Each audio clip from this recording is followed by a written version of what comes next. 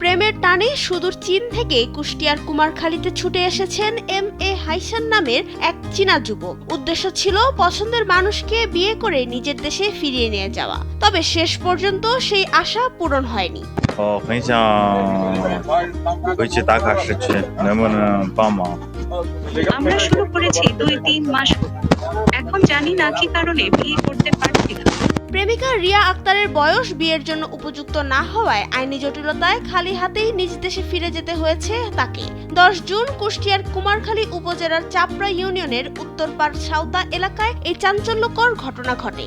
মেয়ের সঙ্গে সম্পর্ক ছিল 8 মাসের। মোবাইল ফোনে ওনার অ্যাপস আছে, অ্যাপসে উনি যেটাই বলতো না বাংলায় শুনতো, যেটাই বলতো উনি চাইনাতে শুনতো অ্যাপসের মাধ্যমে। ঠিক একটা ছেলে আসছিল, আমরা জানতে পারার পরে আসলাম। গতকাল থেকে আমরা এখানে আসার পরে মেয়ের কাছে কথা বললাম, তো মেয়ের ছোট, বাল্য বিবাহের বিপক্ষে আমরা, যে কারণে আমরা বিয়ে দিচ্ছি না।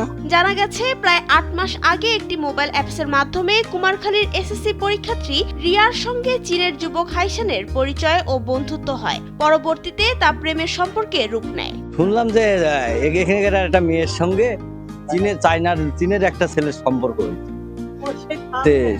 সেই ছেলেটা ওই যে ওখানে বসে আছে।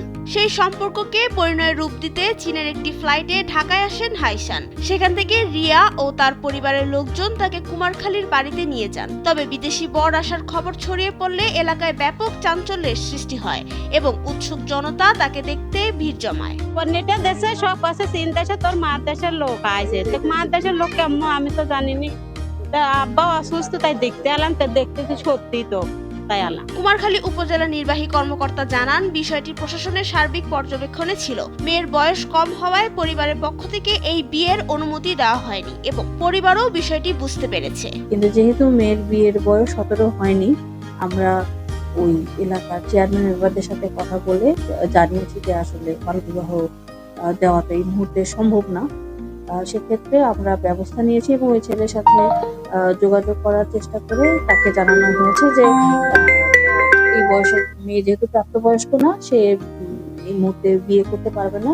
এতে সে রাজি হয় এবং তাকে সে রাজি হয় এবং তার দেশে সে ফেরত চলে যাবে।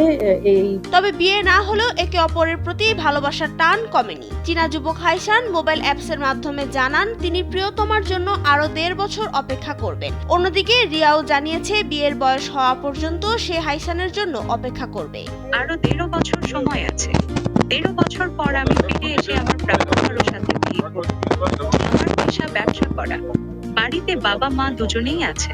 আমি সত্যি শহরের এলাকায় ফিরে গিয়ে চেক-ইন করতে চাই। কুষ্টিয়া থেকে হারুনুর রশিদের পাঠানো তথ্যচিত্রে ডেস্ক রিপোর্ট, নাবিলা রহিম, সময়ের আলো।